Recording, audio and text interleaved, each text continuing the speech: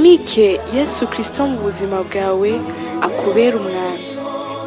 Yazanywe no kugira ngo uronke ubugingo kandi uburonke busagutse. Ba mu ijambo rizana ubuzima, ubuzima bwawe bubeho buhinduka. Umusaraba ni etape incontournable. Umusaraba ni kibanza tugomba gushikako.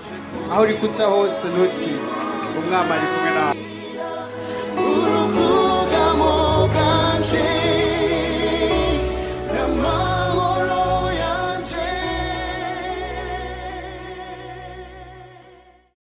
Turamanura kuko twarahawe kunesha. Sasa turamanura tugendera muri ubwo bushobozi bwo kunesha. Haleluya, amen.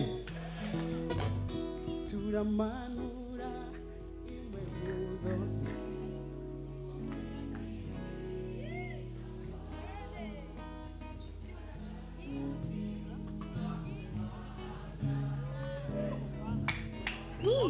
Haleluya. Sasa indirimbo nk'izi rero ni indirimbo abantu baririmba batangura icyumweru gishasha rwose. Ni ukuvuga ni indirimbo ugenda nyene watura kandi umanura kuko ubwo bushobozi warabuhawe. Haleluya. Ngo ngubwo ndabifuza icyumweru gikomeye rwose cyane. Haleluya, amen.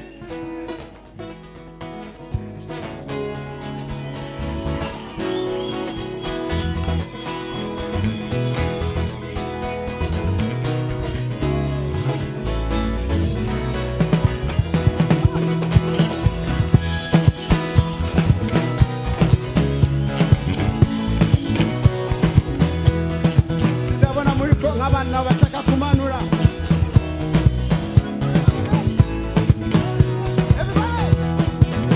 Turamanura imwe mu zose ngome zizi. Tuzana ubwami bw'umwami, tuzana ubwami bw'umwami hano bitesukuza. Turavuga inkuru z'agakiza, turavuga inkuru z'agakiza kuko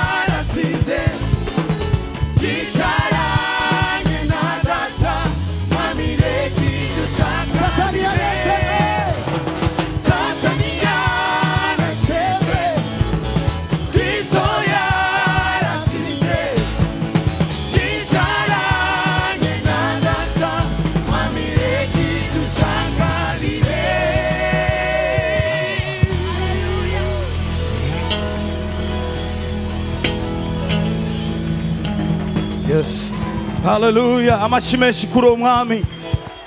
Kristo yaranesheje.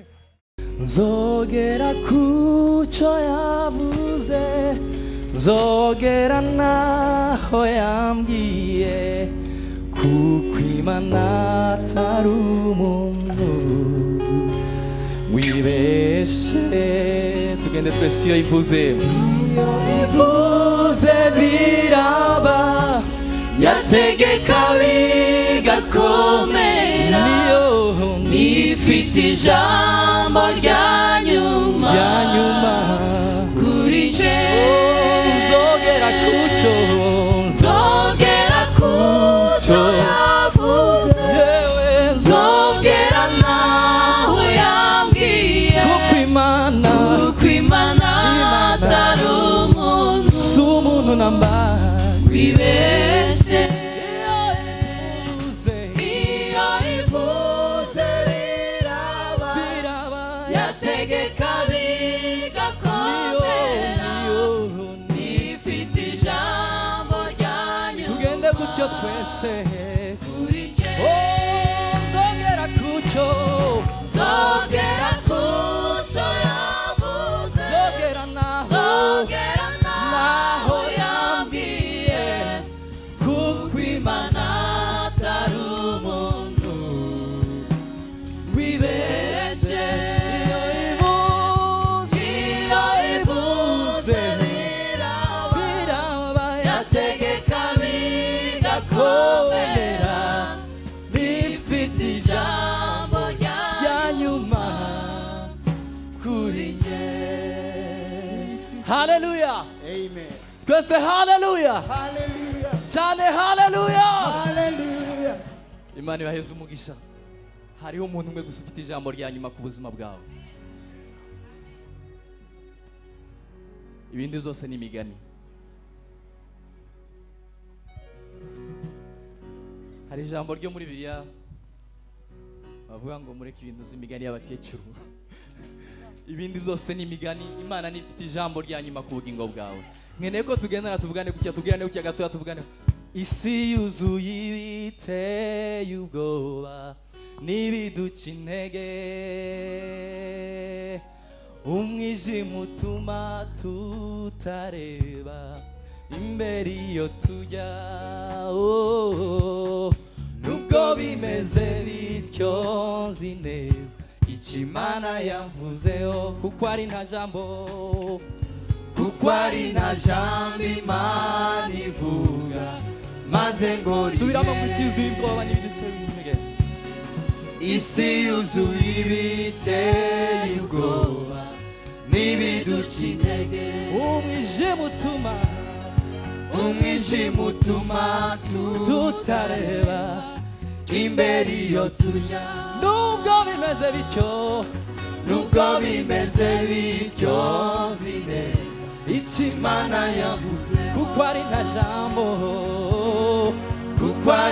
jambo Imana ivuga maze ngo nzogera kucyo yavuze, nzogera naho yambwiye, kuko Imana atari umuntu wibeshe. Iyo ivuze biraba, yategeka bigakomera, nifite ijambo rya nyuma kuri nje.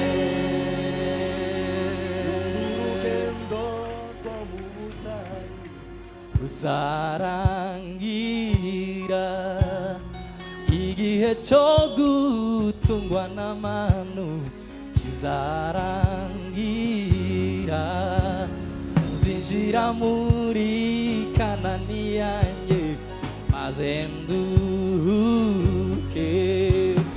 Uru rugendo rwo mu butayu ruzarangira, igihe cyo gutungwa n'amanu kizarangira, nzinjira muri Kanani yanjye azenduke nzogera kuco yavuze nzogera naho yambwiye kuko Imana atari umuntu n'amaha bibeshe iyo ivuze biraba yategeka bigakomera rifite ijambo rya nyuma kuri jewe zogera kuco yavuze zogera naho yambwiye kuko Imana atari umuntu wibeshe iyo ivuze biraba yategeka bigakomera bifite ijambo rya nyuma kuri jye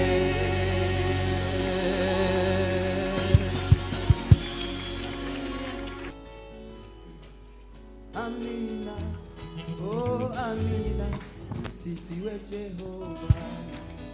Amina, Amina, oh Amina, sifiwe Jehova. Amina, Amina, oh Amina, sifiwe. Amina, Amina, Amina, oh Amina, usifiwe Jehova. Amina, Amina, oh Amina, usifiwe Jehova. Amina, Amina, oh Amina, usifiwe Jehova. Amina, Amina, oh Amina, usifiwe Jehova.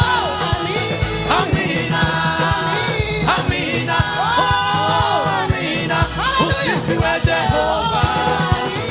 Amina, Amina, oh Amina, usifiwe Jehova.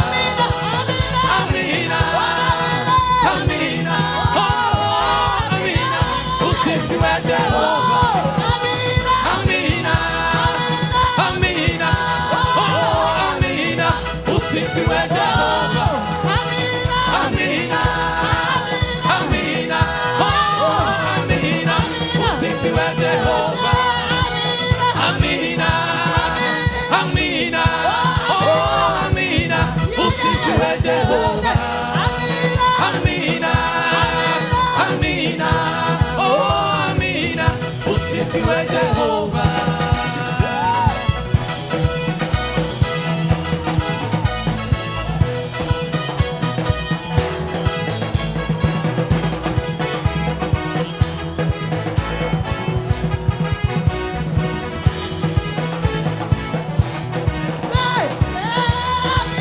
Amina, Amina, oh Amina, usifiwe Jehova. Amina, Amina, oh Amina, usifiwe Jehova. Amina, Amina, oh Amina, usifiwe Jehova. Amina, Amina, oh Amina, usifiwe Jehova.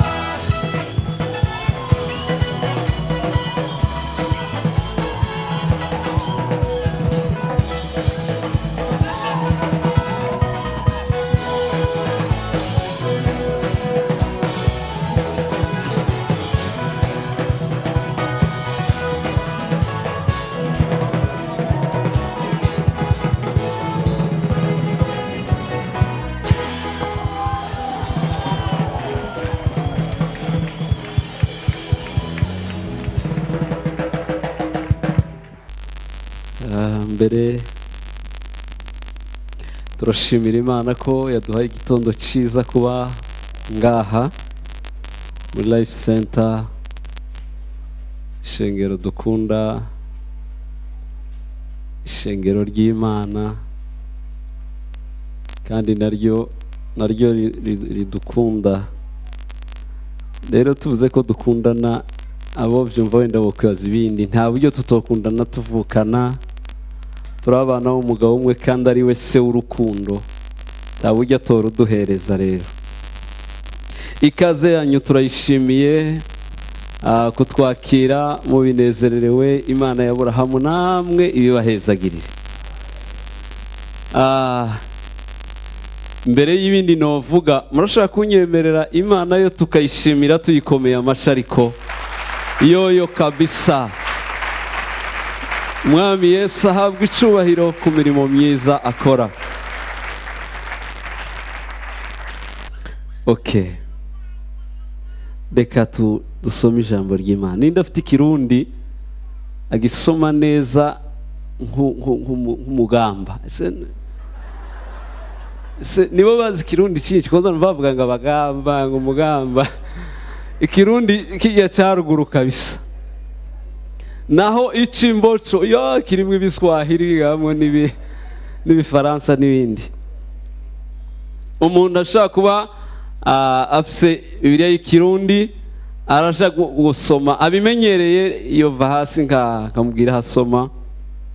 Ahari dusomera mu gitabo mfite ubutumwa bumwe numva ndi buvuge, menyereye kuva nanabuvuzeho ngaha, ariko ndacabandanya kubuvuga gushika numva ko buheze cyangwa se bukomeje. Okay, murashaka kwigora mukanyemerera twubasha Imana, ndibaza ko ari wowe ukumva neza. Shaka ko dusoma duhagaze iri jambo ry'Imana turyubashe, kuko na disikuru niya musitanteri turahaguruka, niya guverineri n'iyandi. Mbwira noneho gusoma iya Data wa twese wo mu ijuru, umuremyi w'isi n'ijuru. Kandi twarigiye twihenda ngo si hari ari ngaha, rero tugomba kumwubaha nk'uwicaye aha. Mbwirira ukwegereye ngo Yesu ari ngaha, umwubahe nk'uhaye umubona. Ndavuga aya majambo nigeze kuyavugaho, ariko ndayavuga kubera iyi mpamvu, kubera ikibazo nibaza mu mutima wanjye ntaratora inyishu gushika n'uyu munsi. Ndeba agaciro Yesu yaduhaye, nkareba agateka Imana yaduteye, nkareba ico Bibiliya ituvuga n'ico Yesu yatugize, ariko namara nkareba ingene tutakigendera, tutagisa, nkareba ingene twara abanyembaraga n'abakwiye guhindura isi, ariko nyamara ikabiha iduhindura tudahindura. Nkabona agaciro kacu kaye kagabanuka kandi twaragahawa sampurusa, si ku bice bito. None ndibaza ngo birapfira he, kuko ibitaboneka, ibitangaza birihe, ya mahoro arihe, bwa bwiza burihe. Numva ko rero hageze ko tugomba kubibwirana bishoboke, tubyinjiremo, kandi Imana ikumfashirize ntiyumve nk'ibisanzwe, kuko nje sinomenya kubwira ngo wumve, ariko umugabo akubwira n'umwe ni Yesu. Ubaye umwemeye ko ari ngaha, arashaka kugira icyo uhinduye kandi ndasenga Data, nimba twaje aha si ibisanzwe. Imana ya Aburahamu igira ikintu iguhinduyeho, ndasenga ngo hagire ibisazi byo mu mwuka bigufata uyu munsi. Semeni amen. Kugira ngo ugere aho Imana igushaka, kuko ndibaza ko neza ushaka kuba utarahagera, nanjye sindahagera aho Imana ishaka ko tuhahagarara. Apotre Apollinaire yararirimbye, ariko hari ibindi Imana ikikurindirije imbere ugomba kugeraho. Tugomba kwiruka rero tukabishikira. De papa ngo ukundi iyo utogota mu mwuka, yahatogota mu mwuka mu masengesho neza, yamaze gufata inguni harya yego cyubona nyine bihe bicamo. Ariko hari ahandi Imana ishaka ko tugera mu zindi imbaraga, mu bundi bwiza, kuko isi iradutegereje, isi iraturinze. Rero izi mbaraga simbona ko zitarashobora na kominenya kabiga. Dukeneye izikwiye guhangana n'amahanga, apana komine. Wowe nturahangana n'inzu yawe ntiragushobokera. None se mwabantu mwe, none se. Okay, turasoma Abaefesi igice cya mbere umurongo wa 15, wa 16, wa 17, wa 18, wa 19, wa 20. Niho usoma ujya mu ntari busome. Hanyuma dusoma Abanyefeso 3:20. Nicyo gituma nanjye numvise ukwizera Umwami Yesu kuri muri mwebwe, n'urukundo mukunda abera bose, ntahengeshanya kubashimira Imana,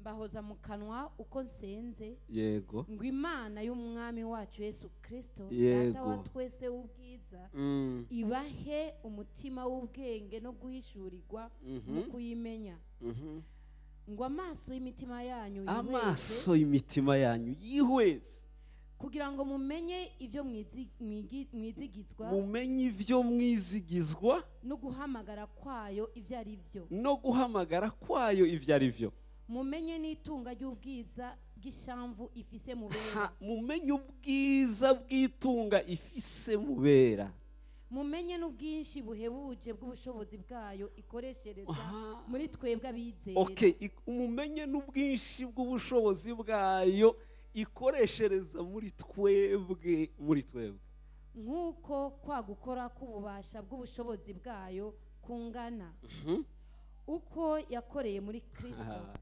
hamwe yamuzura mu bapfuye ikamubyagiza iburyo bwayo ahantu ho mu ijuru nuko ishobora gukora ibirengeye cyane ibyo dusaba n'ibyo twiyumvira byose nk'uko ubushobozi bwayo budukoreramo buri icyubahiro kibi cyayo mu ishengero no muri Kristo Yesu kugeza ku buzukuruza. Iryo ni ijambo ry'Imana, ni muri komera amashi.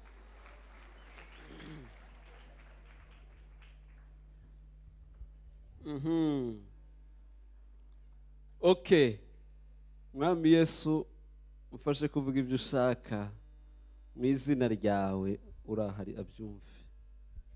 Amen. Okay, nari mbivuze ngo ndatangara maze gusoma iri jambo. Umunsi umwe nza hano mu gikorane muheruka, umugabo umwe asoma iri jambo arivugaho, numva aranshajije neza neza. Okay, umva rero, njyewe rero icyo nibaza ubu mu mutima wanje, ndavuga ati none Kristo Yesu amaze kuza mu isi, ibyo yakoze yabikoze mu myaka 3, kubera ko indi myaka yose ntiyari bwaba umugabo yo kwemererwa kuvuga imbere y'abagabo. Mu mico y'Abayuda nta muntu afite uburenganzira bwo kuvuga atarakwiza imyaka 30. Byabaye ngombwa ngo ayirinda yikwize, aca atangira akora, rero asigaranye 3. Muri iyi 3 yayikozemo ibikorwa bituma nje nawe twicaye ngaha. Ariko aravuga ati rero Yesu ava mu ijuru, Imana yamuhaye ibikoresho byose, imbaraga zose zigiye kumuhesha guhindura isi no gukora ibikorwa bikomeye, akarema amateka masha. Yesu araza arabikora, ahejeje kubikora iminsi iramuherana, imyaka 3, urabona ibyabaye baramwica. Ariko ikintangaza niki, Pawulo avuga aya makuru, imbaraga zakoreye muri Yesu, imbaraga Imana yari yatekeyemo Yesu ngo akoreshe mu isi, Pawulo yavuze ko arizo mbaraga zahawe abizera twe ngo tuzikoreshe natwe mu gihe cyacu. Turi kumwe, numve amen, numve ko aho nyumva barizo kwegereye, urumva uri muri abo cange benshi bazi ko ari abapfuye, ariko abwira ba Petero n'abandi. Uzasome Yohana 17, nari naragize amakenga mbona Yesu ibyo yabwira abigishwa n'ingene abasengera, ngagera mu gice 17 Yesu asengera abigishwa arabaheza, ngo abaheza arabaparika, atangira gusengera batwebwe na Life Center na Gerison des Âmes, atangira gusengera bizera bose aho bari. Mbwirira ukwegereye ngo urasengeye, Yesu yaragusengeye. Ayayaya, oya uzugenda ukagira ngo ni wewe n'imbaraga zawe, warasengewe. Hari umugabo yagusengeye, ugendera mu masengesha upfa kwizera, ibindi hari amasengesha kuriho. Ngo arangize kubasengera ababwira ko izo mbaraga bazifite. Ikindi yavuze kintangaza, akavuga ati none byapfiriye. Aravuga ati mu biganza byanyu, abafite ibiganza bose baduze ndebe abacitse ibiganza. Okay, nta numwe mbonye, hafi ya mwese murabifite, Imana ishimwe. Igituma mukibifite ndakibabwira. Misho y'ibiganza rero Yesu yari yavuze niki, arabanga ibi biganza mbihaye ubushobozi, muzabirambura ku barwayi indwara iyo ari yo yose, izokira mu izina ryanje. Misho y'ibiganza ni ibitangaza, si furusheti n'ubugari. kubera ko ubu nyine umengo misho isigaranye n'ubugari n'ifurushete, kubera niko kazi kenshi bihaye bikora. Ariko muri Yesu ntivyari ivyo, vyari ibitangaza aho ugeze. Nimba usanze aho barwaye, tuma mukono, rambura gusa. Gukiza si wewe, gukiza nuko yarabivuze ngo gusenga n'ukwanyu, gukiza n'ukwanje. Rero nurambika ibiganza ntakire, uzavuge ko wewe wabishoboye, Yesu yabinaniwe, kuko si wewe ukiza, ni wakiza. Semeni amen. Urumva izo mbaraga yashize mu biganza gusa ngo babashe gukora ivyo bintu byose bakoresheje vya biganza bahawe. Nivyo namambwira abantu, abakizwa barikengera cyane. Umuntu ararwara yategwa n'ingwara bari kumwe, ngo nani ngo rinde umpamagare pastori aze agusengere, ngo urumva ngo niho byogenda neza. Uri umukizwa warakijijwe, nimba waramize Yesu akaba ari muri wewe, none general abaye yicaye muri wewe, we uri igiki?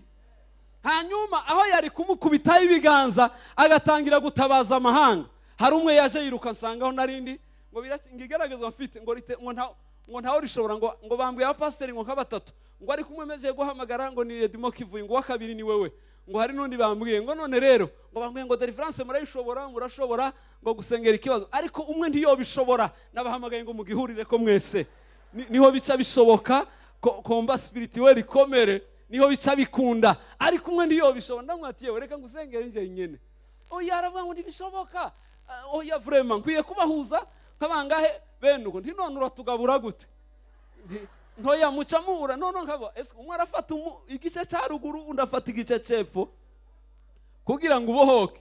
Numva nivyo kubera iki ndamusaba yewe reka nyabuna ko Edimo mpamagaye ataraza, reka njewe ndagusengere. Ndamubwira ati si twe twembi tubikora, unyumve neza, hari umugabo ari muri twe abikorera muri twe, kandi ntibikeneye ngo bihurire ko benshi.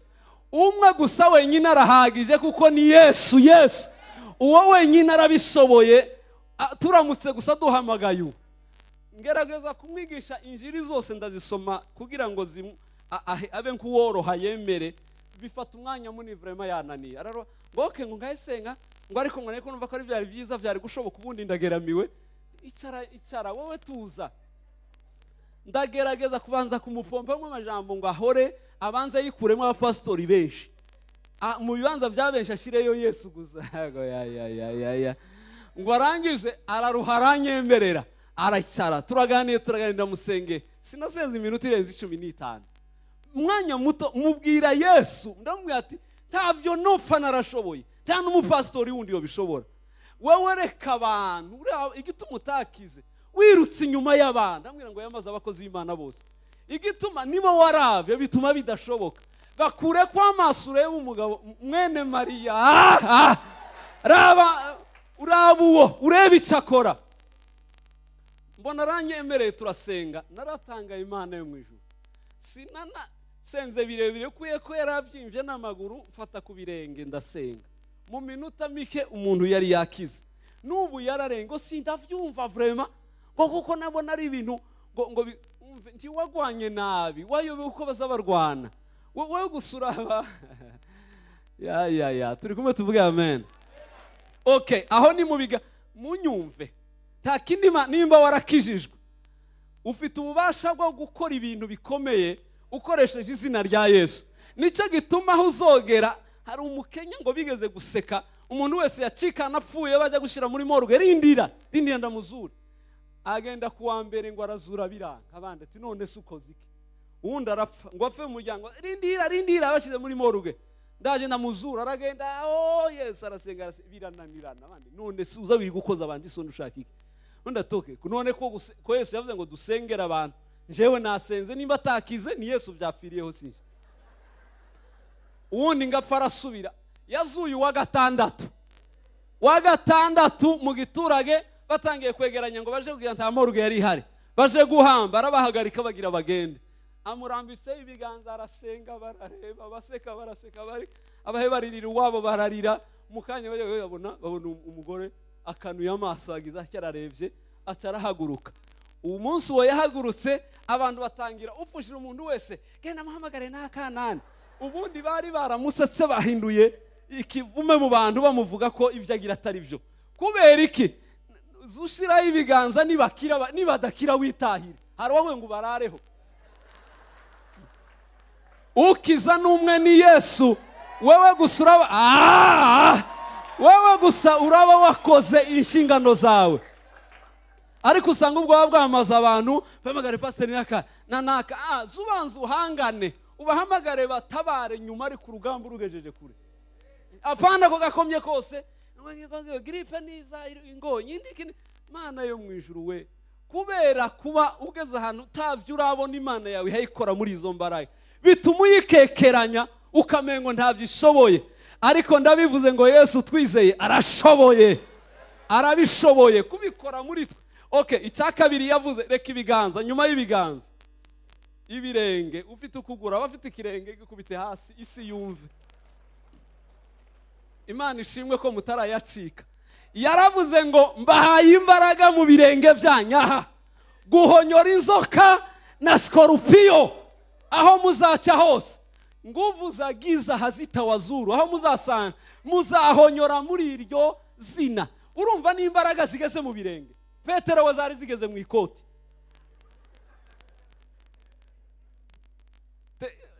Imana yarazitanze ariko ikibazo nuko utamenya ko tuzifise unaniwe gukoresha ivyo ufise sinzi ivyo urindiriye ngo wenda urindi nta bindi umaze kumira Yesu uyu Yesu arahagije muri wewe gukora ibikomeye byose ubaye wemeye kumukoresha urumva mu birenge agejeje yubasha ngarangiza aravuga mu kanwa arabanga icyo muzatura cyose mu izina ryanje kizobabera kuno icyo muzatura n'akanwa cyose none mbwira unanirwa kurema gute Imana yaragushize mu kanwa umwuka wo kurema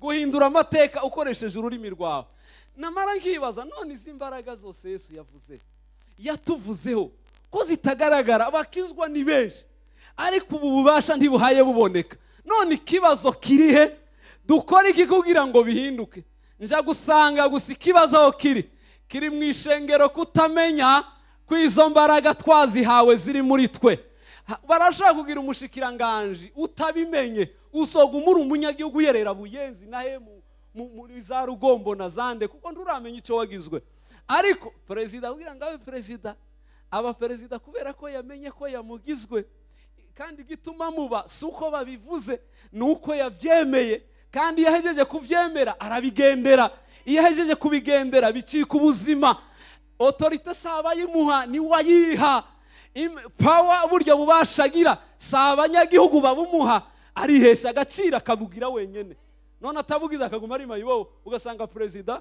nguwo gusa ndukuri kose azindutse atumugore n'abana gasohoka atanasezeye agaca mu kanjiri yepfo mu gipango bagahura nawe hayirukanka muri rohero agaca amanuka ngo nzabanyokuru ngo twara twicarana mu buyenzi reka nje kureba akabona president ara wewe bari president wa he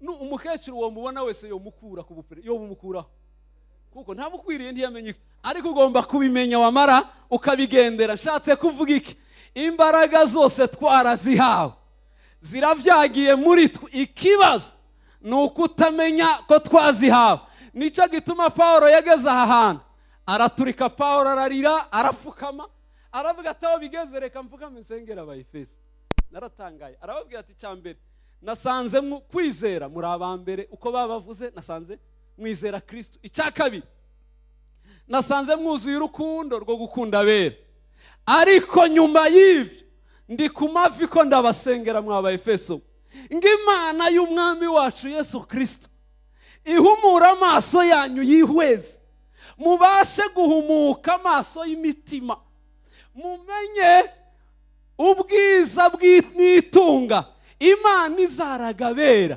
icyakabiri mutaramenya mumenye ubwishi bw'imbaraga zayo zivyagiye muri mwe zikorera muri mwe ngo arangize urujambo rwanyishe ngo uko mvuga nuko ndifata gushika igisaha nihajya yasomye avuga ngo izo mbaraga ziri muri mwe yabahaye ngo zirangana na za zindi Imana yakoresheje umunsi yazuraga Yesu munyumve neza Imana mu kuzura Yesu yakoresheje imbaraga ziruta izo yakoresheje mu gusohora Abisirayeli kwa Farawo iravuga ati imbaraga zanje za nyuma ndazikoresha kuzura umwana wanje. Naratangaye, reba Imana ngo irangize iravuga ati imbaraga zazuye Yesu ko yazutse, ibisigaye nizo ngiye guheza abana banje banyizera, nabo bazazikoreshe mu isi, bazazigendane baziturane. Imbaraga zazuye nde? Mana yaje zazuye Yesu. Naratangaye, reka mbwire gato ahantu uzintangaza imbaraga zazuye Yesu. Imbaraga zazuye Yesu gato ukunda ari igitangaza. Munyumvire Yesu umuhungu umwe mwene Mariya ariko bita mwene Yosefu, umubaji kandi w'umukene. Ni gute umwana w'umukene wo muri Sitiri y'Epfo mu Buterere ahagurutse gusa atangiye gukora utuntu, hanyuma kugeza ubwo leta imugirira amakenga, mu rupfu rwiwe haguruka imbaraga z'uburyo bubiri zamurwanyije. Mu rupfu rwa Yesu yarwanyijwe n'imbaraga za leta yose y'Abaroma yose, kandi icyo gihe ari puissance ku isi twayise, ihagurutse igisoda cyose kurwanya umuhungu umwe. Akiyongeza ngo turakomeye we, ariko kutabimenya we turakomeye. Imana yaje, leta yose yaguruka kurwanya umuhungu umwe ngo irangize, ibona ntibishoboka, ikorana na leta ya Satani yose. Satani yari yahagurukije amademo yo ayo mu kirere n'ayo ku butaka n'ay'ikuzimu, arazura yose mu muha. Aha ni muri finale, ni muri mita ya nyuma, so ataratwara igikombe cyangwa twebwe turakibura. Rero dukina umukino wa nyuma, mwene Mana tumuhotore. Okay, ngo barangize Satani aravuga ati reka nkoresha leta y'Abaroma, irahaguruka yose. Satani akoresha abadayimoni bose, ariko ijambo riza rintangaza mu buzima nuko intege nke za Yesu, icyo kintu ngivuye gute Mana mu ruhe rurimi Yesu we, intege nke za Yesu zarushije imbaraga leta y'Abaroma. Intege nke za Yesu zirusha imbaraga leta y'Abaroma na Satani. Uti gute? Barafata barakubita uko bashaka, barahotora, bararuha, baregeka ku musaraba, baramanika. Ngo barangize bamaze kumanika Yesu, bigeze ahantu atakiyaye yikoma, ko barakubita ntiyishaganye, udutege twamuheranye, ageze ku mfiro. Ariko icyabatangaje, ageze ku mfiro yari agifite puissance yo gutanga ubugingo budashira. Urabona ari ku musaraba, asigaje iminota 5 ngo acikane, igisuma kibe kiramutuka, ikindi nacyo kiravanga. Urumva wewe ntuzi kuyungu, turi abanyabyari Kongo, wewe ivyo ni ibiki? Kiravuga turumva Yesu we nakumenye, urazonyibuka mu bwami bwawe. Yesu aravuga ngo umve, ariko reje gucikana, sigaranya kukakaye 5 minutes agacikana. Yesu arahindukira avuga ngo umve, wowe uvuze ivyo sikera, uyu munsi uyu turabana. Mana yaje we, turabana muri paradizo none. Satani ati barariraguye, uriya muhungu aracyakora bene ivyo, aracyatanga ubugingo budashira. Ni muhotore, nyumva ngavuge gutya ngo ni muhotore. Umusoda ahita arahaguruka w'umukomanda w'umuroma. Ikibazo icyanejeje, haza umusoda apfuye ijisho rimwe, afata icumu, aravuga ati ni jewe ndamuhorereza. Ngo arikubite mu rubavu, amaraso ya nyuma ya Yesu agwa mu jisho ryiwe, arahumuka. Bwana sifiwe sana. Amaraso ya nyuma yarasigaye ya Yesu aramuhumura. Ngo amuhumure, kirasama, eheraba igitangaza nani, ndabona abandi atubonikisha, ndabonye yemewe. Komantere zazivuga ngo niwe warahiye, ararahira aravuga ngo ndarahiye uyu yari umwana w'Imana, yari umwana w'Imana. Semeni amen. Kubera iki? Imbaraga za intege nke za Yesu ziracyahe zikora ibitangaza. None ngo baje guhorereza udusigaye, turasuye turakijije, baravuga ati none turamugira gute? Ni muhotore vuba muje guta muri mwumviri hafi yihuta. Ikindi cyantangaje, muri systeme y'Abaroma icyo gihe, iyo umusoda w'umukomanda yapfaga cyangwa umutegetsi, iyo yapfaga barasaga imbunde zose nini kugira ngo bamenyeshe abaturage ko umutegetsi yapfuye. Yesu ngapfe, habe no kurasa, habe n'umwambi na pisto, kugira bamusuzuguze berekane ko tacyabaye. Ariko igitangaza, ijuru rirarasa, ijuru rirarasa. Igitangaza cyabaye, ya ijuru ryonyine riravuga ngo mwavyanze kumushingira intahe, ariko twe turayimushingira. Ngo barangize mu kanya gato. Icya kabiri, bamanikaga darapo zirabura ku mabiro yose kwerekana ko umutegetsi yapfuye. Yesu habe na mushware ntayo badugije. Ijuru rica rimanura darapo y'ubwira kabiri. Ubwira kabiri buramanuka, hamanuka darapo yirabura. Abantu bose barumigwa, baravuga ati barariraguye, twanze kumumanikira. N'umuturage wari mu mirima yamenye ko habaye igitangaza mu isi.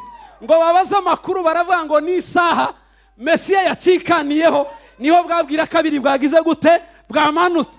Ingoho batarashe hamanuka nyamugigima, ibitandara birameneka, ibituro, imva z'abera zirameneka. Abantu bose baravuga ati ibyo biturika ni ibiki? Baravuga ngo niyo saha Mesiya yacikaniyeho. Ngo barangize isi yose iravuga ngo uwo muntu si usanzwe, uwo yari umwana w'Imana. Semeni amen. None ngo barangize gukora ibyo, baramufata baja kumuhamba. Mbwira umwana w'umubaji basuzuguye gutyo, ngo bamujane mumva icyakorekeyeyo niki. Baravuga ati mureke tuzana abasoda bakomeye, uyu mubwani ibi ndarashaka kuzuka koko. Mureke tuzana abasoda bakomeye dushireho, mushireho imbaraga zikomeye zimuzibira. Bakora ibintu bitatu. Bazana ikibuye kinini, baravuga ngo nubwo azukira mumva ntagikuraho, azosubira ahwerereye. Icya kabiri, muzana ishashara muhomeko, nubwo yogerageza kuryegura ishashara irarifata. Icya gatatu, muzana abasoda bakomeye baryicare hejuru, nanazuka barasubira basubizeyo. Benuko ati rero ntahari buce. Ngo barangize bamushirayo. Ibyo byose barabikora. Ngo barangize icyabaye niki, Yesu acinjirayo gusa bashizeho ikibuye, yahise ahaguruka. Ntiyazutse ku munsi wa gatatu, yazutse acinjira gutya. Batariko bamubona gusa yahise azuka. Ngo arangize kuzuka aravuga ati ubu nyine nkora iki? Aravuga ati sinshobora kuduga ntagiye kubohora paradi y'abera yaboshwe. Ba Aburahamu bari baraboshwe, ba Enoki, ba Daniyeli n'abandi. Sinshobora kubasiga ibihangange nkabijya, ngwiye gukora mission y'epfo. Habe n'igihe ngo yavuze ngo byose birarangiye, byari bitewe nuko abonye ko bamuteguriye inzira y'ikuzimu. Aravuga ati Imana ishimwe, birarangiye ko mbonye ingene nzana n'abariya nabo. Okay, ngo arangize bamugejejeyo, arahaguruka. Mwene Imana, Mana yanjye, aca arahaguruka. Ngo ahaguruka aravuga toke, ijoro rya mbere ndarara kuko hari ivyumba bitatu ikuzimu bikomeye Satani yari yarugaye. Aravuga ati ko arukorera ijoro rya mbere ntegerezwa kurara muri Sheol. Icyumba cya mbere cyarimo aberanda, mu mvugo y'igiheburayo n'ibiki bahita muri Sheol. Aravuga ati niyo ndi burare nje gutaramira beranda bakera bari barampanuye bapfa batambonye, reka ngende nono banyibonere live amaso muyandi, bambone tubonana gutya. Yesu aragenda abaserukamo, ngashike igitangaza nza nibaza akavuyo kabaye Sheol. Urabona Yesaya wamuvuze muri 7, akamuvuga muri 9, akamuvuga muri 53. Ndeba Yesaya abonye acomotse, amubonye ingene yabwiye abandi, ariko manzezi bango habaye akavuyo katabaho. Isaya tubona ari narahanuye ngujya, Yeremiya ati nanje nurya, Aburahamu ati nari naramuvuze nurya. Ye baba we, haleluya. Bose bahuriza hamwe baravuga ngo muri make duceceke twese twaramuvuze. Icyabaye baramwakira, barataramana nawe, arabataramira. Inyigisho zivuga ko ashaka kuba yabahaye itangazo rimwe gusa. Yarababwiye ngo mundindire gato, ndagiye muri mission, ningaruka ndi bubahitane paradizo ndi bubimure, murabohoka uyu munsi. Kuko yanze gucungura bari imusozi ngasiga bari abapfuye. Hanyuma ijoro rya kabiri aramanuka aja muri Hadesi.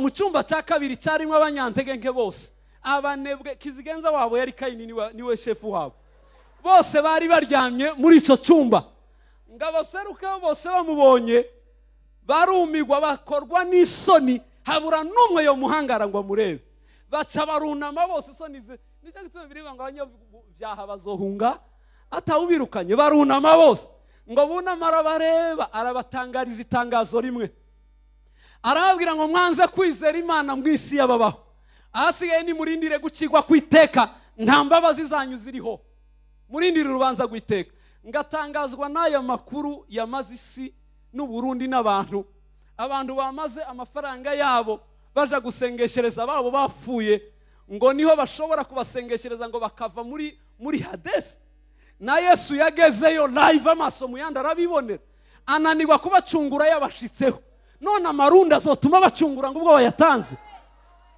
amarundi ngo ubwo ariho babagabo bombi bashizeho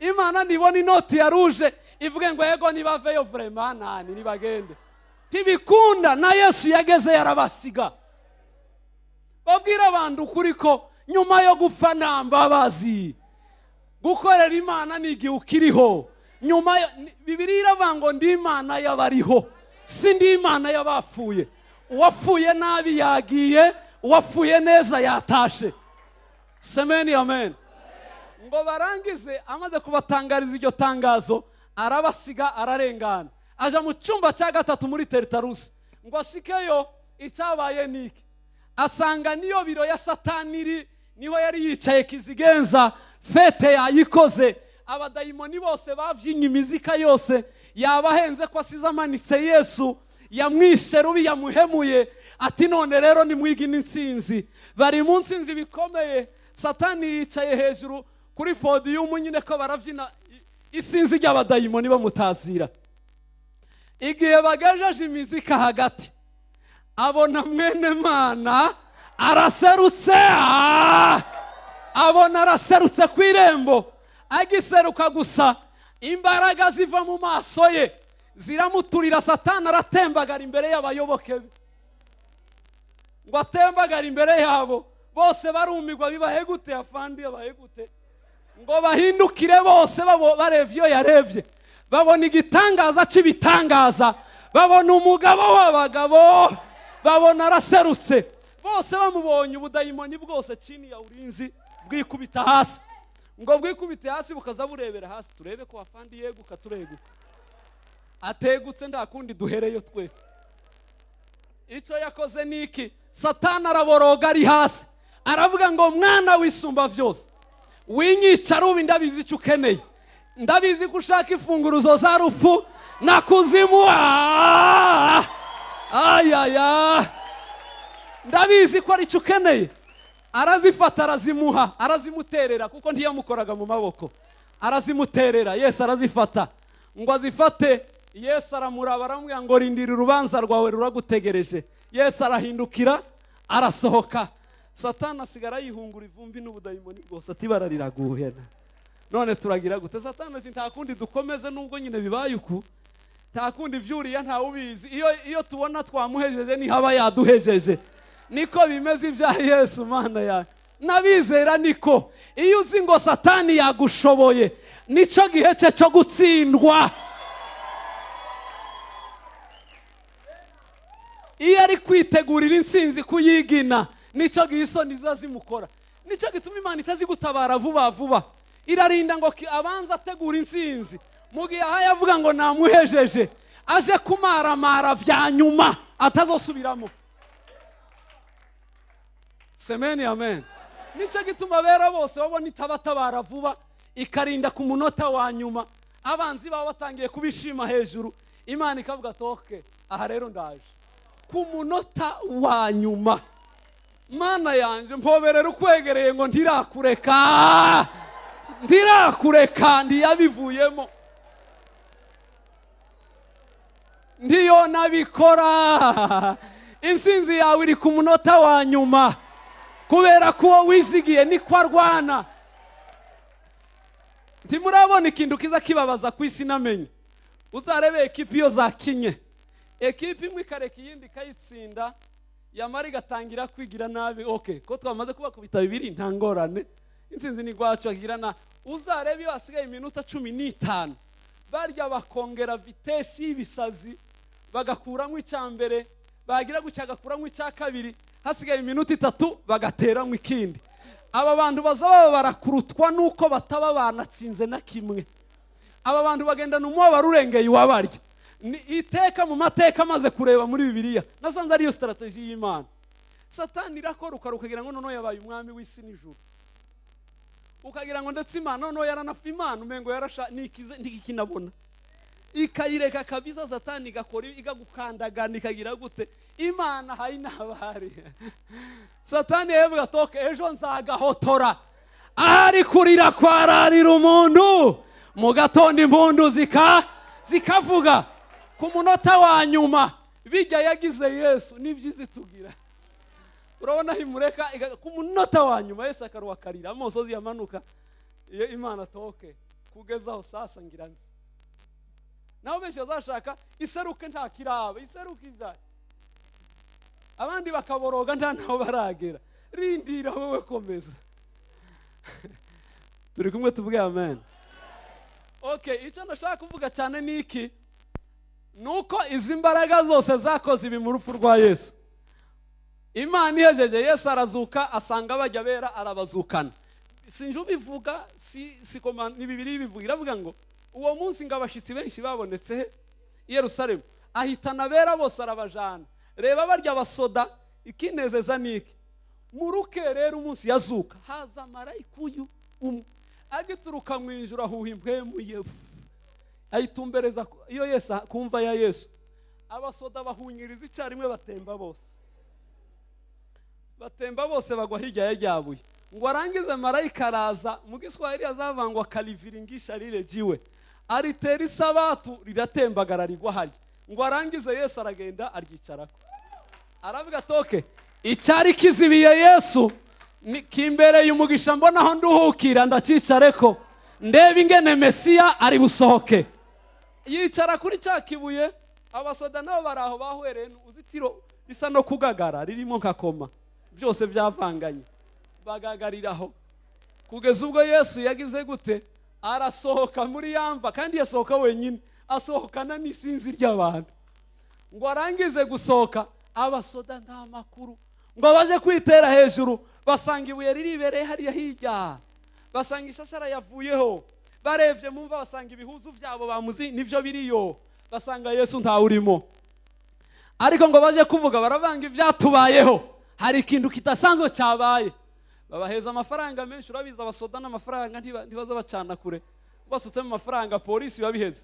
Baravuga ati ngaya amafaranga murye, ahasigaye mubwira abanyagihugu ko bamwivye, ntimuvuge ko yazutse. Ngo babaha amafaranga menshi. Naratangayeho urupfu rwa Yesu rukiza n'abanebwe, ntibakijijwe ariko bakiriyemo baratunze. Tekereza toke ntimwandindiye ubusa, imva yanjye ntimwoyirariraho ubusa, byibura namwe ndabahembe ko mwancungereye, reka babaha amahera mwebwe. Aha ya abasoda abahemba yo baragenda, aho baciye hose bavugaga indimi zibiri. Yabanza akavuga urumva nukuri kose yatuzukanye, ariko leta yavuze ngo tuvuge ko bamwivye, nawe rero uzagenda uvuga ko bamwivye. Ndavuga ko bamwivye kandi umbwiye wowe ko wemera ko yazutse. Inkuru ya Yesu yamamara gutyo ikwira isi yose ko yagize gute yazutse. Ikinezeza niki Yesu arangije ibyo bikorwa ahita azuka n'imbaraga, noneho akaza yiyereka abigishwa akiyereka abandi. Kineza ni kimwe nuko abaturage bose n'abajya babwiye ngo ntimwemere ko yazutse. Yesu yagenda agaca mu mabarabara aho bamubona, abantu bose tibararira gwe n'ukuri kose, uyu si urya bahambye wa munsi, none bigenze gute? Kandi dora ari kumwe n'abatama bakera babona ibande, aboga ni baburahamu bamuri inyuma. Abantu bararengerwa birayoberana, wenyine agenda yihishura kugira ngo bamenye. Araduga ruko bose bamaze kumenya ko yazutse. Ngo arangize kubikora ajana abigishwa ku musozi aja kubasezera. Aravuga tumve rero ndababwira nahawe ubasha bwose mu ijuru no mu isi. Umve rero niho yacababwira ari amajambo ko abahaye ubushobozi n'ibindi. Ariko ikintangaza amaze kubasezera arababwira ngo nimuje kurindira i Yerusalemu, muje i Yerusalemu mwiyugarane murinde icyo data agiye kugira gute, agiye kubarungikira. Uzi igituma yaje kurindira? kubera ko atakibasigiyeho. Yararinze ngo izi mbaraga zimurimwo zibanza zimudugane ku bicu bidafite ama esikariye n'indege, zibanza zibimucane ko abidugeko, kuko yazamutse gahoro, ntiyagiye nk'uwo bivye. Yateye intambwe iya kabiri, bahe bareba, batangira bareba uku bararuha, bararama neza bose baragarama bose. Kubera iki? bariko barabona ingene hayagenda. Izo mbaraga aba arizo zimucana aha hari ubusa aha. Ndashima Imana ko zizadutwara tukaza tugongana na Zaire Burundi mu kirere hariya, kandi nizo zizagira isanganya, twe ntasanganya. Semeni amen. Ngo arangiza ararenga. Igituma atazibasigiye niki? Yararindiriye ngo zibanze zimudugane, zimushikane kwasi, atange raporo yose. Namara gutanga raporo yose, yarashitse imbere y'Imana aravuga ibyo wantumye byose ndabihejeje. Amaraso, inkovu, imibabaro yose yarabaye, narayishoboye, ahasigaye nabihejeje. Ahejeje kuvuga ivyo, icyabaye niki? Imana yavuga ngo haguruka rero iburyo bwanje. Arahaguruka. Imana ikimwambura zijya mbaraga zose yari afite mu isi. Ngo imara kuzimwambura, nizo Imana yahise irungika i Yerusalemu. Wa munsi bari biyugaranye muri yanzu, yababwiye ngo nimurindire icyo data azobohereza, kuko icyo azobohereza kiracandimwo. Ariko nimara gushika kiraba gihejeje akazi kacu. Nicyo gihe data gifata akakinkuraho akakiboherezamwe. Uwo munsi bamwambika kositime z'ijuru n'ubumana, bamuha ubwiza bwo mu ijuru, imbaraga zikeneye gukoreshwa mu isi barazimwambura, barazirungika, barazohereza. Niwo wa munsi zamanutse i Yerusalemu ngo zibisukemo, barasara, batangira kuvuga indimi batigeze bavuga. Ya bavuga mu ndimi, abantu bara ubwoba mana yanjye. Ikizaranga abakristo ku mwuka ari muke, ikimenyetso uzabiboneraho ubwoba gusa, kuko ahatari umwuka w'Imana haba hari umwuka w'ubwoba. Rero umwuka w'Imana umaze kubinjiramo, Petero nyabwoba Petero yari umunyabwoba asampurusa mu baturage bose babayeho. Urana Petero agenda neza biki nigeze kubabwira mana yanjye. Umuntu w'umugabo jana n'undi azi ko ari umwami, mission yabo ndiwe nibi, ariko imyaka 3 yose yigendanye imbugita mu ishati, Yesu atabizi. Mwikoti imbugita yayigendana nga, ndimo kubona baturaba nabi, tiyo shaka kunyica ngo nicecekere kandi nitwaza akabugita kanje. Uzankoraho nani ndamwereke. Ntibaragafata Yesu ngo bamufate. Petero ndabona bikomeye, nanje barashaka kunsingira. Petero akoze mu gishati, acomoye imbugita ye, aragurutse aratema. Yesu ati bararira Pete, mu cyumba cy'amasengesho Getsemani wari ufite imbugita. Igitangaza kiraba.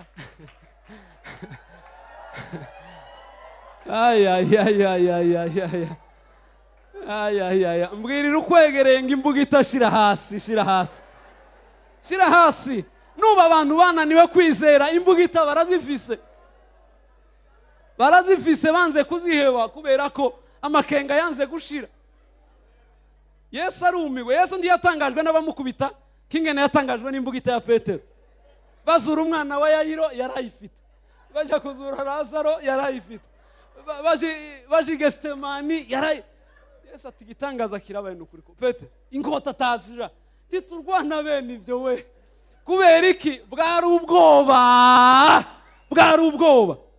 Taragahura n'akana k'agakobwa ngo kamurebe Petero mu rupfu rwa Yesu, ngo kabone Petero aciye ku muriro, ati uyu ni ukuri kose arasa n'abajya abantu bagendana na Yesu. Petero ararahira, aravuga ati ndakurahiye nje n'uwo Yesu ngahe mwumviye aha. Petero ngatambuka agenda, abagabo bari hirya baravuga ati habe n'ingendo yiwe, n'ingendo yawe irakwerekana. Petero ahita atambika amaguru, njewe ngenda nka Yesu. Urabona noneho ngo avuge baravuga ngo imvugo yawe irasa n'iya wa mugabo. Acahindura amabazi atabaho kugira gusa yihakane Yesu. Impamvu niki? Yari ubwoba, yari akiri umunyabwoba sampurusa. Hanyuma icyabaye niki? Reba Petero uwo muntu wari umeze uko, reba izo mbaraga zimusanze muri kiriya cyumba ibyamubayeho.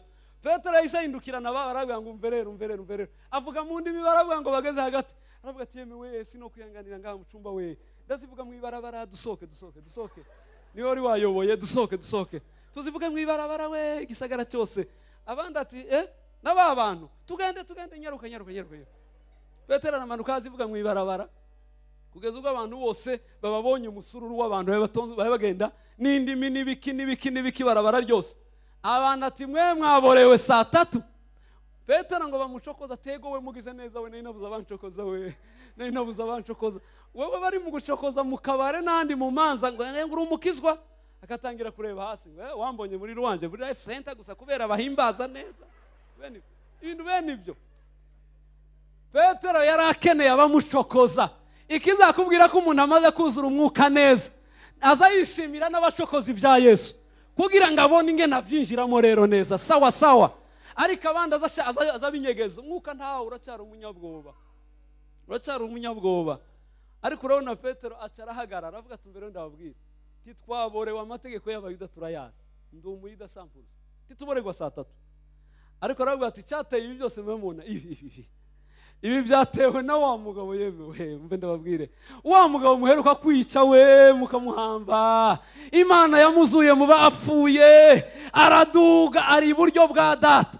Ibi nibyo yaturungikiye rero nicyo gituma mubona twabaye uku. Aravuga ngo mwateye akagari bidashoboka abatangirira inzira abaturage bose bafyura amaso kugeza ubwo haruha bose bikubita hasi 3,000. Baravuga ngo none dukora iki Petero we arabandi mwihane gusa muhindukire paruwasi iboneka umunsi umwe 3,000. Kubera iki zijya mbaraga zagize gute zamanutse ziri muri Petero. Hanyuma kuva uwo munsi Petero yahuraga n'ibirage akaba ngo vuga Yesu ikirage ivuga Yesu kikavuga. Yahura nimba ari impumya itabona ndeba neza we kigakanura. Kubera iki imbaraga zose zari muri Yesu ziri muri nde ziri muri Petero. Ngo arangize ageze ahantu noneho ibitangaza n'abantu bibambute yaje biravangana wemere kuba byinshi.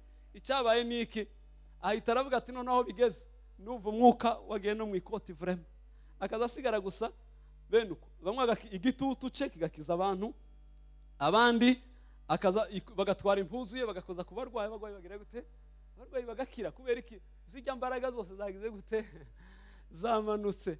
Umva ikintangaza niki nuko izo mbaraga zitahereye muri Petero na Pawulo arizo zakomeje ziviye Yerusalemu ziraza zijabuka ibiyaga byose zinjira i Bujumbura zirampindura ziraguhindura.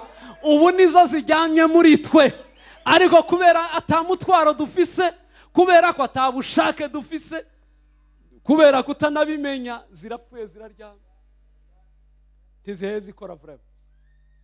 Hari ibintu byinshi wokora muri urusengero bidasabye abantu benshi izo mbaraga urazifise.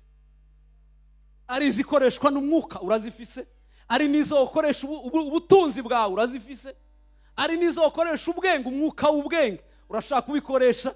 Ariko ingorane ibyo byose ntabyo uzi kufise uricaye gusa. Habe n'imikubuzi uraburi kumva ko utanayishoboye n'imikubuzi mu rusengero ukumva ko n'imikubuzi atayishoboye no kuyigura.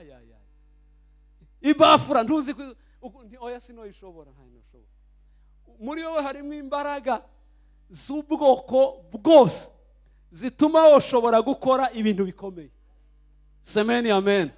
Ikintu kintangaza cyane gituma icyo tuma bigaruka niki. Hari ibintu bine nakunze kuvugaho cyane bine vyotuma abantu basubira bagatahura neza bagasubira mu kibanza cyacu tukagisubiramo tugasubizwa agateka. Ibi bintu bine twarabitakaje bituma imbaraga zacu n'ubwiza bwacu bigira gute bigabanuka. Ikintu cya mbere cyanditse muri Yohana 1:12.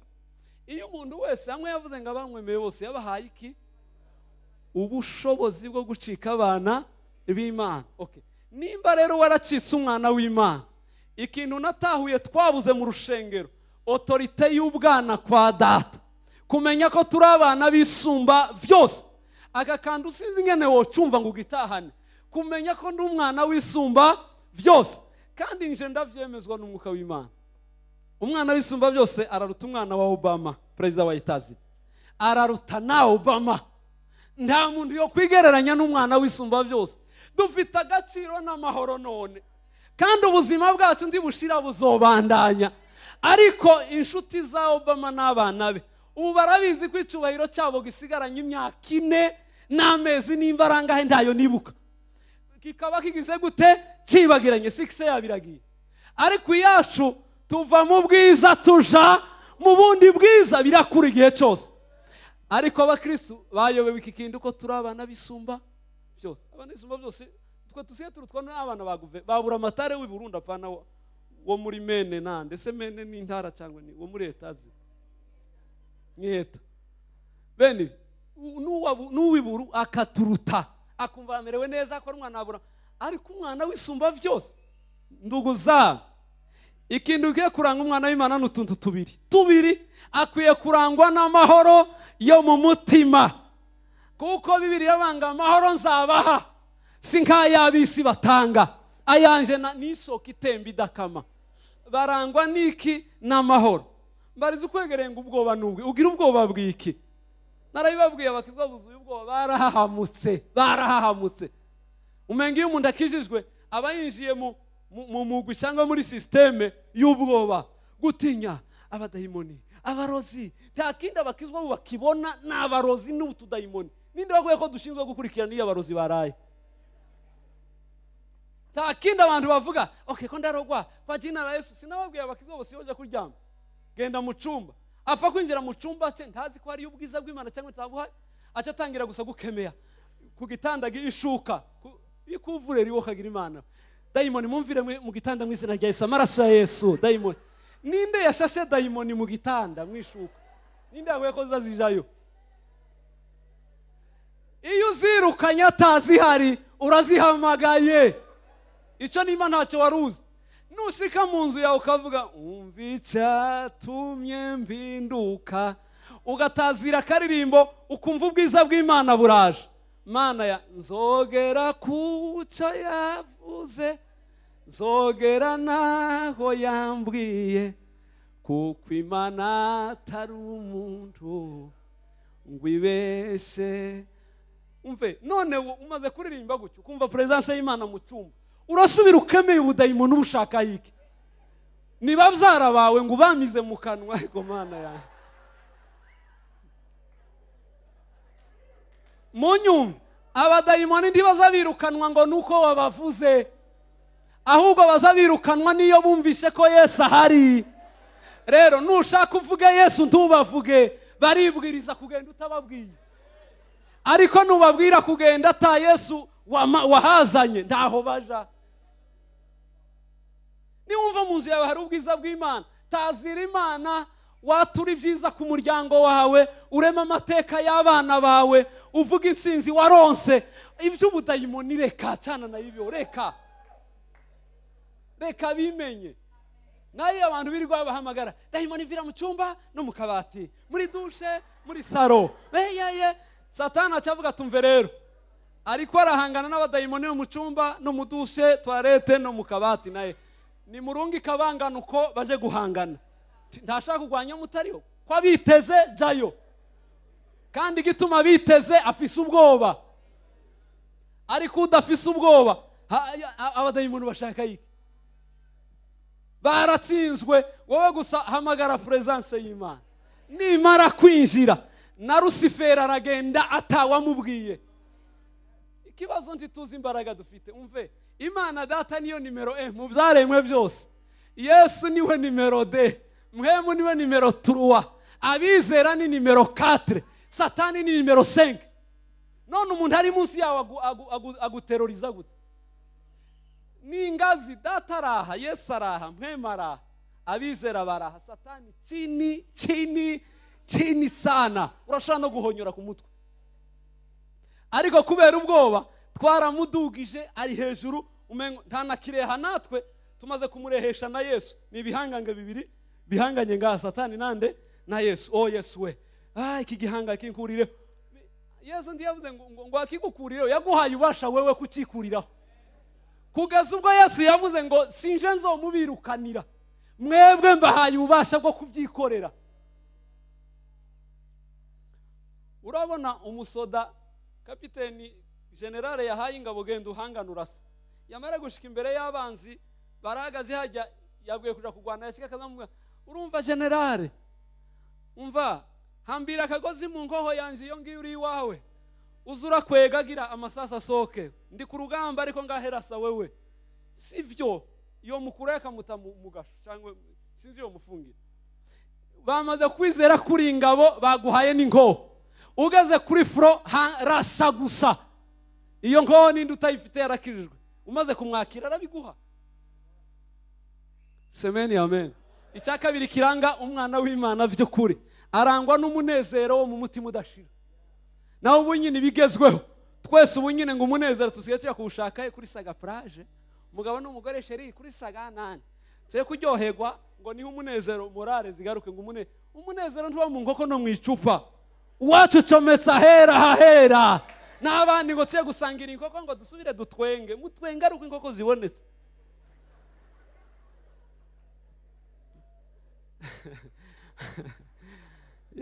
Paul aravuga ngo munezerwe, kandi ndabivuze ngo munezerwe, ineza yanyu izimenywe n'abantu bose, bamenye ko mwahezagiwe. Icya kabiri twayobewe, twagizwe n'uko Imana yatugize basamuragwa. Abaroma 8:17 aravuga ngo namwe muri abaragwa b'Imana kandi abaraganwa nande. Ndasaba umuntu wese yabayeho uyu munsi unyemerera upfumu utahana rino zina gusa, utahanira izina ugenda uvanda isamuragwa, ndisamuragwa mu biragwa vya data. Hariya basomye yavuze ngo bahumuke babone ubwinshi bw'itunga Imana izaragabera, abazabiragwa ni bande? Ni abasamuragwa. None Bibiliya iravuga bamwemeye bose yabagize abana ngo arangiza abagira, kuko abana ni benshi, muvuka muri 10 wanyu, ariko samuragwa n'umwe mu Kirundi siko. Ariko mu Mana rero muvuka turi benshi mwisi, ariko abamwizeye bose nibo yagize iki? Yagize abasamuragwa. Mpanurira ukwegereye ngo samuragwa we wabitahanye, iryo zina ukarijana byibura. Ibiragwa by'isi n'iby'ijuru tubifiteho uburenganzira byose mu Mana. Icya gatatu kindi nasanze kiri ingorane twayobewe, nuko tumaze kuba abana kandi b'abasamuragwa, yaciye ivuga mu Baefeso 2:19 iravuga ngo ntimukira abanyamahanga n'abasuke n'ibiki, ngo yabahinduye kuba ubwoko bwe bw'Imana bwite yirongeye. Imana imaze gutakaza urubyaro muri Edeni, yarungitse Yesu ngo asubire aje kuyishakira ubwoko. Nishaka mpereze kuri izi mbaraga twavuza izi, kandi ubu nyine Imana n'igihe cya nyuma kirazitegura kirazitanga. Titwe twinjira muri reveye mu buvyuke ikanguro, Imana izazisukira aba bantu gusa munyumve kuri iki, abizeye bakitsa abana, ariko akarusho babaye ubwoko bwayo bwite. Isi yuzuye amoko menshi murabizi, narabivuze kandi ndabisubiramwo, nimba nzobifungirwa mfungwe. Izi mbaraga Imana ntizoziha abatutsi n'abahutu, izi ndishobora kuziha abazungu n'abirabura, izaziha ubwoko bwayo. Mana yanje we, nimba ukijijwe wari umututsi urapfa kuri ayo maraso y'abatutsi, wicomeke ku maraso y'Igorigota. Ay'Igorigota amira y'iwanyu wavutse, hanyuma usigara uri ubwoko bwera utakibagwa mu batutsi. None abatutsi nibatemana n'abahutu baze kuntema nanje, mfite uwo mugambi wo gutemana njewe, ngo bavuge ngo ujya ni umututsi, ngo okay sindiwe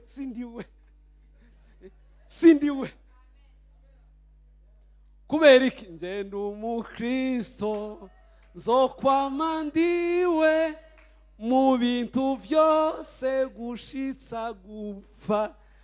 Nje intara yacu, urumva, apana Bururi di, apana Bururi, apana Ngozi, apana Mwaro we, Kayanza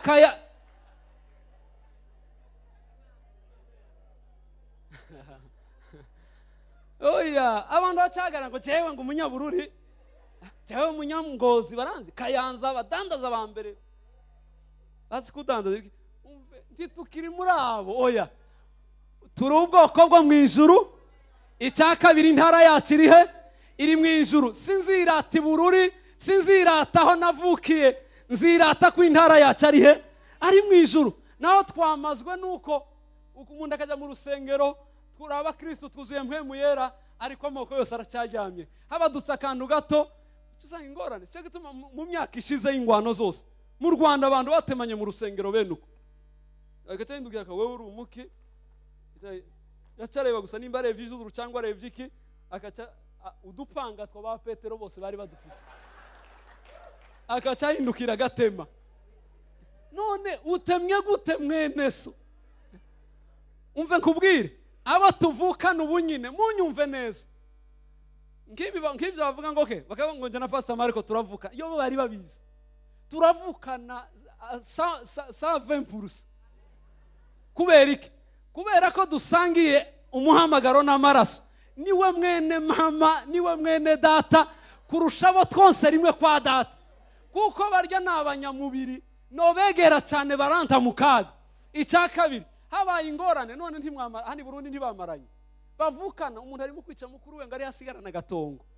Umuntu akica bijya bintu none bijya biva he? Kuba Kristo ntibakiraba kuri bijya. Tugomba gukundana abo dukijijwe dusangiye amaraso. Tugakundana kurusha abo tuvukana mu mubiri. Daboro bariya nibo banyamahanga kuri twe ntimuzi ico. Bene wanyu badakijijwe ni abanyamahanga kuri wewe. Uri umwana w'isezerano ubona abanyamahanga. Nari nshatse kuvuga iki turi ubwoko bw'Imana busha. Kandi ubwo bwoko nibwo Imana izoha zino mbaraga za nyuma gusa. Kandi ikindi kiza kinezeza mu guharura mana we kubara we. Muribuka ko baramice bavuze buno bwoko yarahagaze bamwakira podium ndende ngo abavume neza. Ngwino bamare uzi kuvuma amahanga. Hasigaye ihanga rimwe ryabaye ikinani ngwino uri dukurireho. Aravuga ati mwe nimubaga amashuri gusa muzane n'amafaranga menshi. Barayamu ngamare kuyapakira yurira podium ya mbere. Ngo ayihagarare harabareba. Abitegeye umwama toke tugiye guharura mu ya 2 3 amaso vume turebe ingene bazigira hariya mu kiyaye. Ingene bazigira. Ngo akubite y'amaso gusa yakubita amaso agahita ahinduka. Yahinduka aravuga to umwama ati nibiki ko uhindukira ukandaba. Abwira umwama turaza makuru reka nigireyo mpagarara handi yigireyo acagarara handi. Urumva yahagaze gutya reba umuryango wa Rubeni. Abayuda bazaga bubaka bipanze kunyine. Rubeni aha Nafutali aha Yuda aha uko bakurikirana. Niko niyo bicara wibukigiye basanga Yosefu bicara guko bakurikirana. Ngo yitegereza umuryango wa mbere arareba umwama ati biranze. Undi ati nigiki? Atahandi biciyemo reka nigira handebe. Yigira kwa Dani. Ngo akubite kwa Dani ngaje kuvuga gusa gikubiseyo. Aramubwira ati ndakurahiye. Ubu n'ubwoko budasa n'ayandi moko yose yisi. N'ubwoko budasa n'ayandi yigira nimba ari kwa Nafutali ngakubiteyo. Aravuga tumve nkubwire n'ukuri kose barakiwe. Nwinde yovuma ubwoko Imana yahezagiye no buvumante biramwankira reka nje kwa Yuda aragenda ngo atumbere kwa Yuda aravuga ati wa bwoko we aravuga ngo uziko babaduka ngo baza bahaguruka nk'intare y'ingore bagatambuka nk'intambwe y'ingabo. Undi ati byo uvuga ni ibiki? Kubera ko intambwe y'ingore ntizihaguruka yitonze kubera ivyara irini protege abana niyo ivyuka igihe cyose baduka isimba nk'iyikanze. Aravuga ngo ihaguruka ryabo riteye ubwoba baranyaruka nk'intambwe y'ingore. Ngaje kureba ingene batambuka intambwe y'ingabo nayo nigira autorite kurusha ingore iyo ziheze igenda. Arabanga iyo bagenda na autorite nko nk'intambwe y'ingabo. Ngo arangiza aramwe ati none tubigenze gute? Aramwe atumve rero nkubwira igisigaye kimwe cyanyuma yavuye ngo yikoze kuri Yuda mu muryango wa Yuda. Arasemerera arasamananirwa guhora. Aravuga ngo ndamubonye. Abandi atubonye nde? Ndamubonye inkoni y'ubutware iri muri Yuda kandi izagira izingika z'Imoabu zose ntizaceceka itaranywa amaraso. Yarabonye nde? Abona Kristo muri Yuda. Aravuga ngo uvyagiye muri bo afite amaboko nk'ay'imbogo. Ninde yo muhangara? Aramubwira gusa ngo urazi barakiwe icompa ngafingane baza bahwera sinkore nkabo sinabe n'umuturage wabo ariko ngapfa guhwera basi nkabo. Uzaba umuntu atifuza kwambara nkawe, ntiyifuze gusa nawe, ntiyifuze kugenda nkawe, ntiyifuza ahubwo ngaba umukozi wawe akifuza ingene uhwera. Ritime yo guhwera ntayo nzi. Nico kintu gusa yabonye ritime yabo ingene bahwera. Aravango ritime yo guhwera kwabo iteye ubwoba. Icyampa basi nkabura ibindi byabo. ariko ngapfa guhera muri iriya ritime yabo we. Uzi igituma? Yari yabonye umuntu wabapfa upfuye akabona mikogote yamanutse y'amafarasi, ijuru ryose abamarayika bakabamobilize, yareba ibyo bintu bibaye ati basi Mana we mvume mbura ibindi byabo, ariko iriya ritime yo guhera nze mbwe nanjye nzohwere nkabo. Ibintu bene ibyo kubera iki? N'ubwoko bwize gute? Butavumika. Mpanurira ukwegereye ngo uri ubwoko batavuma, butarogeka, budashoboka. Ufite ubwoba bw'iki? Utinyika Imana ya. Mureke ndege kubiriza umwanya wageze. Munyemere muhaguruke, muhaguruke, muhaguruke, muhaguruke. Muhaguruke dusenga Imana. Mana yanje, Mana yanje, Mana yanje. Nzogera kuco yavuze, nzogera naho yambwiye, kuko Imana atari umuntu ngwibeshe.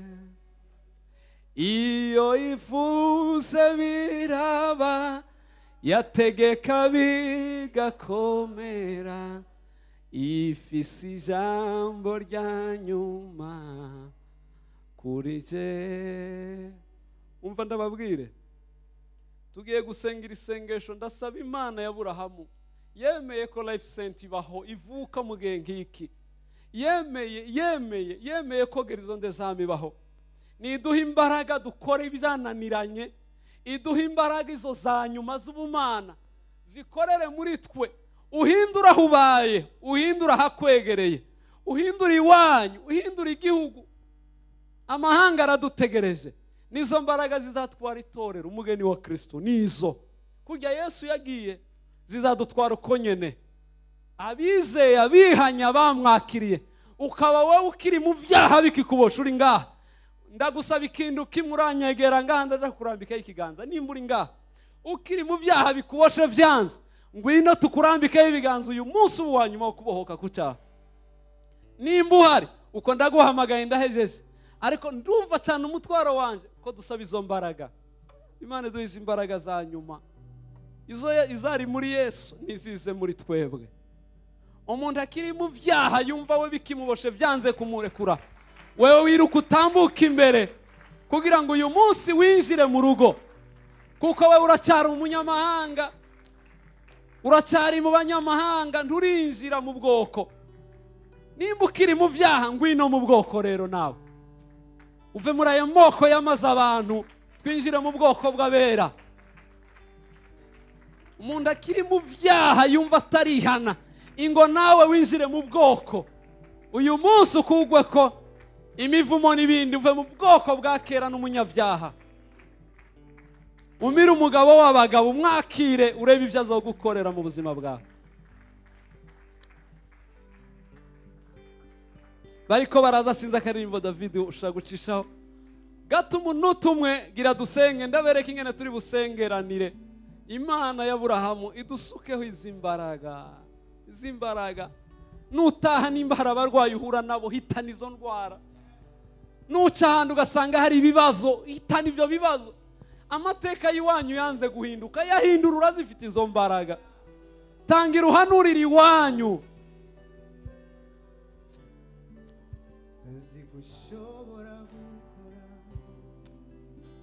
Umuntu wumva ashaka kwihana atambuke hano imbere kugira ngo uyu munsi nawe uharirwe, winjire mu bwoko busha. Icyaha cyarakunaniye, ngwino.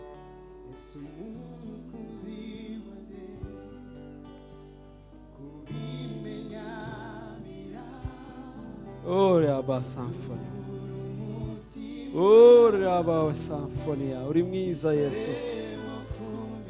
Oh, gitandara cyacu, mahoro yacu. Ora ba symphony, oh mahoro yacu. Oh, gakiza kacu ngwino. Oh, gitare cyacu suka izo mbaraga. Oh, bwirukiro bwacu ngwino. Mahoro we, mahoro we, mahoro we, mahoro we.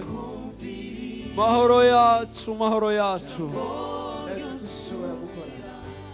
Mahoro yacu, mbaraga zacu. bwirukiro bw'amahanga. Uyu munsi turakwifuza Yesu, umucunguzi ni wowe gusa. Uyu munsi urakiza, uyu munsi urabohora, uyu munsi urababarira, uyu munsi urarema amateka, uyu munsi. Oh yes, oh yes. Reka nsaba begeranye babiri muhana amaboko dusabiraniza imbaraga. Imana y'Aburahamu itwemerere uyu munsi, idusuke ku uyu muriro, wumva imbaraga zikugeraho. Oh Raba Symphony, ya. Turasenga twese kwijwi ryacu twese. Umuntu wese wambagare ndumva muri iryo jwi ryawe. Haramanuka mwirindi jwi. Haramanuka mwirindi jwi. Muri iryo jwi haramanuka mwirindi jwi. Oh ya Baba Symphony. Yesu gitare. Yesu mahoro. Reka izo mbaraga zibohora uwo muntu aboshe.